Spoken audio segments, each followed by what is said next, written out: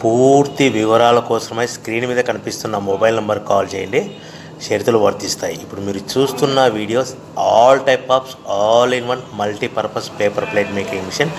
ఈ మిషన్లో మనము 13 ఇంచుల బఫే ప్లేట్ కానీ 14 ఇంచుల బఫే ప్లేట్ కానీ ఎక్స్ట్రా డై కొనుక్కొని చేసుకోవచ్చు. అదేవిధంగా ఈ మిషన్లో స్నాక్స్ ప్లేట్స్, రింకిల్ ప్లేట్స్ అంటే 6 ఇంచులు, 7 ఇంచులు, 8 ఇంచులు, 9 ఇంచులు టిఫిన్ ప్లేట్స్, స్నాక్స్ ప్లేట్స్ కూడా ఎక్స్ట్రా డైలు కొనుక్కొని చేసుకోవాల్సిందిగా తెలియజేస్తున్నాను.